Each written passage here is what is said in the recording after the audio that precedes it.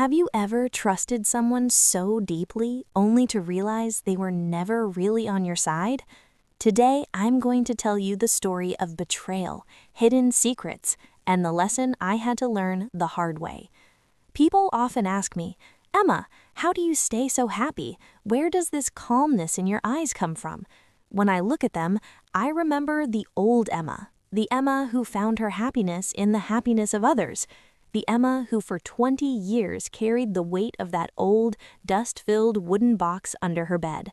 Today, I want to tell you about that weight. When I was young, my world was so clear. My dreams, they were meant to touch the sky.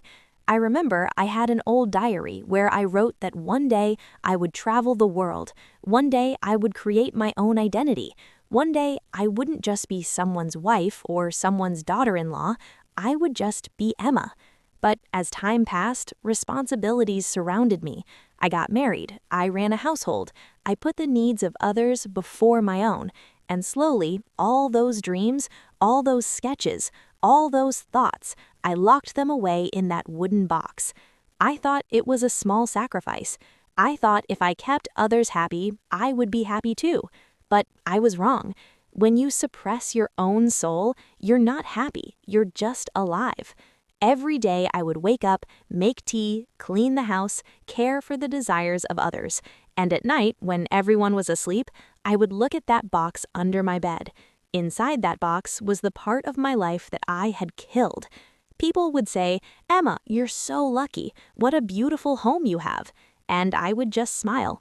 Because the truth was, the house had everything, but I wasn't in it. I had lost my voice. I had lost my passions. I had lost myself. And that was the biggest betrayal. But no one else had betrayed me. I had betrayed myself. This is not just my story. It's the story of many of you. Have you ever locked away your dreams in a box? Have you ever buried your happiness under the happiness of others? That moment, I realized I had a choice. I could keep living for everyone else, or I could finally take back my life.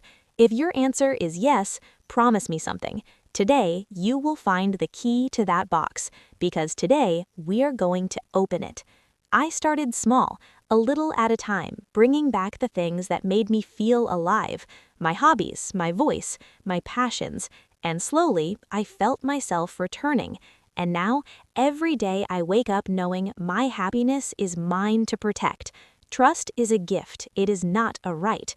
Never give it away to people who haven't earned it with their actions, not just their words. If you are struggling with someone who makes you doubt yourself, remember, you are stronger than you think. You can rebuild, you can survive, and you can thrive even when the people you trusted most decide to walk away. Today, open your box, reclaim your life, reclaim yourself. When I opened that box, I thought I was just taking out some old memories. Little did I know, I was inviting a storm that would shake my entire world. The first struggle was within my own mind. When I started writing in my diary, my heart would race. I kept looking over my shoulder as if someone was watching me. Even the walls of my own home began to feel like strangers. When I worked in the kitchen, my mind wasn't there. I was lost in my stories. Then, the reactions of my family began. My husband noticed me and asked, Emma, what are you doing these days? Where is your focus? I tried to speak the truth. I said, I'm working on my dreams. He laughed, but there was no anger in his laugh. Just a strange kind of mockery. He said, Emma, at this age, what's left to do? Manage the house, take care of the children. Writing, these are children's things. His words felt like arrows piercing my chest. But I stayed silent. I closed my diary and went back to the kitchen. Yet that night, it was heavy. A battle stirred inside me. On one side were the people who had shaped me into the perfect woman for 20 years, and on the other side, the Emma I wanted to reclaim. The atmosphere at home began to change. When I set up my own little library or carved time to write, the housework would pile up. I realized the more freedom I demanded, the more upset everyone became. My mother-in-law, my children, my husband, they all began to feel that I was forgetting them. I was called selfish. Hearing that was hard because I wasn't selfish. I just wanted to live. Every day felt like a battle, sometimes with my husband, sometimes with my children's complaints, and sometimes with my own conscience. People say change is easy, but change is like dying. You have to kill your old self to let the new self be born. I cried for nights on end.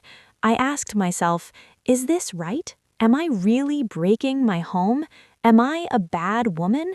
These questions haunted me daily. But then I would look at that box. Inside it were my dreams telling me, Emma, don't stop. If you stop today, you will never truly live. Even then, I did not give up. I moved carefully, with patience. I explained, I gave time, but I never abandoned my writing. I learned when you stand up for your dreams, you have to walk alone.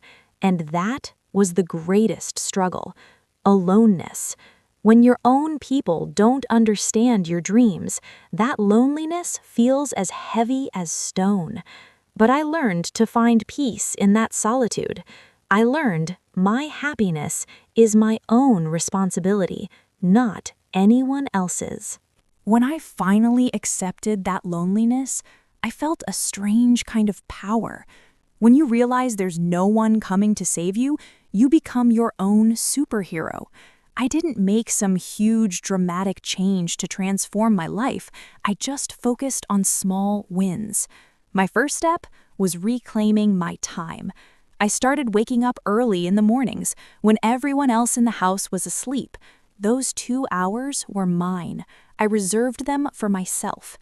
I began writing. On the first day, I could only manage a single paragraph, but that one paragraph was my biggest victory. I promised myself I would write something every single day, even if it was just one line. The second step was setting boundaries. I learned that saying no is not a sin. When my husband asked me to cook for friends, even though I was exhausted, I said no for the first time. I said, I cannot do it today. At first, it caused an uproar. People were upset. My husband thought I had changed, but I didn't give up my determination. When I said no for the first time, it felt as if a huge weight had lifted from my chest. The third step was starting a small business venture. I took the same recipes, the same skills I had learned at the bakery, and started offering them online. I only got 5 orders. Those were my first 5 customers. When they gave me feedback, telling me how much they appreciated my work, tears came to my eyes. That was the first time I truly felt that I mattered. I began celebrating every small win. When I posted my first article, I treated myself to a cup of coffee. When someone complimented my work for the first time, I praised myself. I stopped waiting for others to give me recognition. I also started taking care of my physical health. I began walking just 15 minutes every day. During those walks, I cleared my mind. I stopped thinking about what others would say. I focused only on what I wanted to achieve that day. The purpose of all these steps was not to keep me busy, it was to reconnect me with myself. Every day I set a new target. Today I will learn this. Today I will do this. And when the task was complete, my joy was boundless. My biggest lesson was consistency. I never gave up. If I didn't manage to write one day, the next day I worked twice as hard. I learned that success is not magic. Success is the sum of your small habits. If you want to change your life, don't think you have to transform your entire life in a single day. No, just do one thing. Today, spend 10 minutes on something close to your heart. Just 10 minutes. When you take those 10 minutes for yourself, you will feel like you are taking back the driver's seat of your life. And believe me, once you take your seat back, no force in the world can stop you. Today, I stand here, the same Emma from before, but with a new fire inside me. When I started sharing my story, I received thousands of messages. Many of you asked, Emma, is this really possible? Can I truly change my life? I have only one answer: fresh start. Weren't you scared of failing? Yes, I was afraid. Of course I was. But I've learned that fear and passion are separated by a very thin line. Fear can hold you back, but passion pushes you forward. I didn't eliminate my fear, I just learned to walk with it. Another question I got over and over: Emma, my family doesn't support me. What should I do? I know how painful that is. When you don't believe in yourself, the heaviest burden in the world rests on your heart. But instead of trying to change your family, change your mindset. Show them your success. When they see that you are happy, when they see that you are at peace in your life, their perspective will change too. And if it doesn't, it's okay, because your life does not depend on anyone else's approval. You came here for yourself. Some of you asked, Emma, where do I start? I don't have time. I don't have money. Listen, if you don't have time, it means your priorities are set wrong. Everyone has 24 hours. I had the same 24 hours. I just stopped wasting them.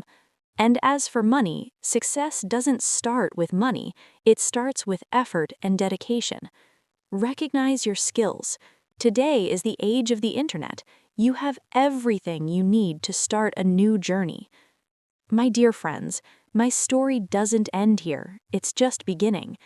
I want you to make a promise today, to yourself. Today, you will finally open that box and leave it behind forever. You will revive your dreams.